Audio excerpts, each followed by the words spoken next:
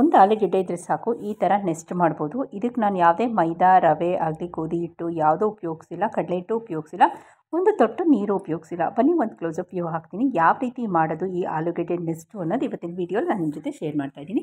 Welcome to Hema Nagaraj vlogs. ನಾನು ಹೇಮಾ. ಇಲ್ಲಿ ಒಂದು 2 ಆಲೂಗೆಡ್ಡೆ ತೊಗೊಂಡಿದ್ದೀನಿ. ಸುಮಾರು 1/4 kg ಅಂದರೆ 250 ಗ್ರಾಮ್ ಇದೆ. ಅದನ್ನು ನೋಡಿ ಈ ಥರ ಸಣ್ಣಕ್ಕೆ ಹೆಚ್ಕೊಳ್ಬೇಕು. ನಿಮಗೆ ತೋರಿಸ್ತಾ ಇದ್ದೀನಿ ನೋಡಿ, ಎಷ್ಟು ಸಣ್ಣಕ್ಕೆ ಉದ್ದಕ್ಕಿರಬೇಕು, ಆಮೇಲೆ ಸಣ್ಣಕ್ಕಿರಬೇಕು. ಎಷ್ಟು ಸಣ್ಣಕ್ಕಾಗುತ್ತೋ ಅಷ್ಟು ಸಣ್ಣಕ್ಕೆ ಅದು ಸ್ಕ್ರ್ಯಾಪ್ ಮಾಡಿ ಆ ಸಿಪ್ಪೆನ ಅದನ್ನು ತೊಳೆದ್ಬಿಟ್ಟು ಅದನ್ನು ತೊಗೊಂಡಿದ್ದೀನಿ. ಓಕೆನಾ.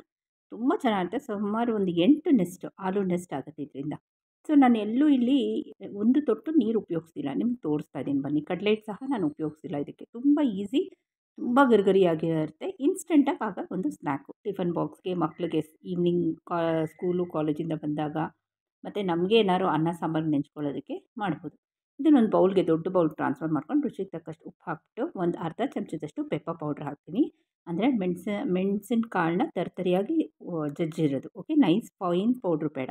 ಅದಕ್ಕೆ 2 ಚಮಚದಷ್ಟು ಕಾಶ್ಮೀರಿ ಚಿಲ್ಲಿ ಪೌಡ್ರ್ ಹಾಕ್ತಾಯಿದ್ದೀನಿ. ಖಾರ ನೋಡ್ಕೊಳ್ಳಿ, ನಿಮ್ಗೆ ಎಷ್ಟು ಬೇಕೋ ಅಷ್ಟು. ಬೇಸಿಕ್ ಮಸಾಲೆ ಅಷ್ಟೇ ನಾನು ಹಾಕ್ತಾ ಇರೋದು. ಇದಕ್ಕೆ ಕೊತ್ತಂಬರಿ ಸೊಪ್ಪು ಏನೂ ಹಾಕ್ತಾಯಿಲ್ಲ. ಸುಮಾರು 2 ಚಮಚದಷ್ಟು ಅಕ್ಕಿ ಹಿಟ್ಟು ಹಾಕ್ತಾಯಿದ್ದೀನಿ. ಯಾಕಂದರೆ ಸ್ವಲ್ಪ ತೇವಾಂಶ ಏನಿದೆಯೋ ನಮ್ಮ ಆಲೂಗೆಡ್ಡೆಯಲ್ಲಿ ಅದು ಡ್ರೈಡ್ ಆಗೋಗ್ಲಿ ಅಂತ. ಫುಲ್ ಡ್ರೈ ಆಗಬೇಕದು. ಅಲ್ಲಿವರೆಗೂ ನಾನು ಅದನ್ನು ಚೆನ್ನಾಗಿ ಸ್ಮ್ಯಾಶ್ ಮಾಡ್ಕೊಳ್ತಾ ಇದ್ದೀನಿ. ಅಂದರೆ ಎಷ್ಟಾಗುತ್ತೋ ಅಷ್ಟು ಗಟ್ಟಿಗೆ ಅದನ್ನು ಕಲಿಸ್ಕೊಳ್ಳಿ. ಓಕೆನಾ.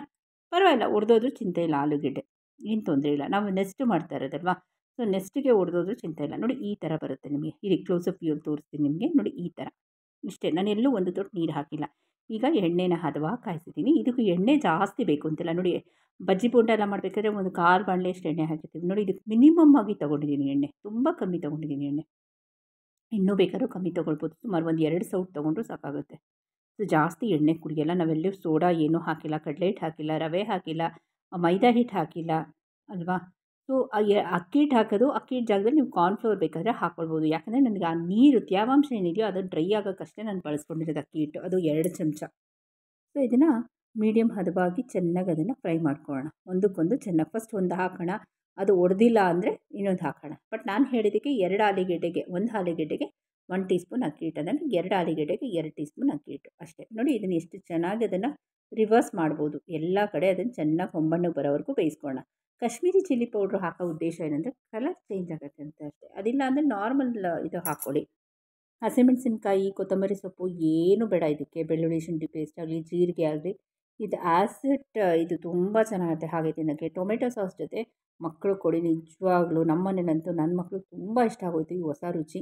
ಸೊ ಯಾವಾಗಲೂ ಹೊಸ ರುಚಿ ಮಾಡಿದಾಗ ಫಸ್ಟ್ ಟ್ರೈ ಮಾಡ್ತೀವಿ. ಅದು ಮಕ್ಳಿಗೆ ಇಷ್ಟ ಆಯಿತು ಅಂದರೆ ಡೆಫಿನೆಟಾಗಿ ದೊಡ್ಡವ್ರು ಇಷ್ಟಪಟ್ಟೇ ಪಡ್ತಾರೆ. ಸೊ ನಿಮ್ಮ ಮನೇಲಿ ಒಂದು ಸಲ ಟ್ರೈ ಮಾಡಿ. ನಾನು ಇದನ್ನು ಟೊಮೆಟೊ ಸಾಸ್ ಜೊತೆ ಕೊಟ್ಟಿದ್ದೆ ನನ್ನ ಮಕ್ಕಳಿಗೆ, ತುಂಬ ಇಷ್ಟಪಟ್ಟರು. ಇದರಲ್ಲಿ ಸುಮಾರು 8 ಏನೋ ಆಯಿತು. ಸೊ ತುಂಬ ಚೆನ್ನಾಗಿರುತ್ತೆ. ನಾನು ಒಂದೇ ಒಂದು ಸಿಕ್ತು ತಿನ್ನೋಕ್ಕೆ, ಯಾಕಂದರೆ ಅಷ್ಟು ಟೇಸ್ಟಿಯಾಗಿ, ಕ್ರಿಸ್ಪಿಯಾಗಿ, ಗರಿಗರಿಯಾಗಿತ್ತು. ಒಂಥರ ನೀವು ಫ್ರೆಂಚ್ ಫ್ರೈಸ್ ಎಲ್ಲ ತಿಂದಿರ್ತೀರ ಯಾವಾಗಲೂ ಅಲ್ವಾ. ಸೊ ನೀವು ಆಲೂಗೆಡ್ಡೆಲಿ ಈ ಥರ ಒಂದು ಸಲ ಟ್ರೈ ಮಾಡಿ. ಕಮ್ಮಿ ಇಂಗ್ರೀಡಿಯೆಂಟ್ಸು. ನಾವೇನೇನು ಹಾಕಿದ್ವಿ ಹೇಳಿ, ಆಲೂಗೆಡ್ಡೆ ಹಾಕಿದ್ದೀವಿ, ಇದು ಅಕ್ಕಿ ಹಿಟ್ಟು ಹಾಕಿದ್ದೀನಿ, ಅಚ್ಕಾರದ ಪುಡಿ, ಮೆಣಸಿನ ಪುಡಿ, ಉಪ್ಪು, 5 ಐಟಮು, ಎಲ್ಲ ಮನೇಲಿರೋ ಐಟಮು. ಓಕೆನಾ.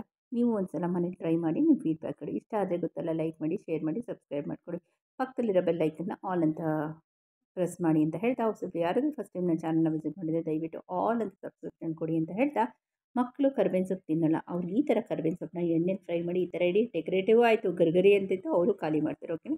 ಇವತ್ತು ಸಂಡೇ ಆಗಿರೋದ್ರಿಂದ ಸಿಂಪಲ್ ಆಗಿರೋ ರೆಸಿಪಿ. ನೀವು ಮನೇಲಿ ಅನ್ನ ಸಾಂಬಾರು ಮಾಡಿದ್ರೆ ಈವ್ನಿಂಗ್ ಸ್ನ್ಯಾಕ್ಸ್ಗೆ ಮಾಡ್ಕೊಳ್ಳಿ, ಕಾಫಿ ಟೀ ಜೊತೆ ಮಾಡ್ಕೊಳ್ಳಿ, ಅನ್ನ ಸಾಂಬಾರು ನೆಂಚ್ಕೊಳ್ಳೋಕೆ ಮಾಡ್ಕೊಳ್ಳಿ. ಎಲ್ಲ ಮನೇಲಿರ್ತಾರಲ್ವಾ, ಸೊ ಕಾಫಿ ಟೀ ಜೊತೆ ಇದನ್ನು ಸವಿಯೋಕ್ಕೆ ಕೊಡಿ. ಎಲ್ಲರೂ ಇಷ್ಟಪಟ್ಟು ತಿಂತಾರೆ. ಸೊ ಈ ಕರ್ಬೇವಿನ ಸೊಪ್ಪನ್ನ ಮರಿಬೇಡಿ. ಓಕೆನಾ. ಹೋಗಿ ಬರಲ್ಲ ಎಲ್ಲರಿಗೂ. ನಮಸ್ತೆ.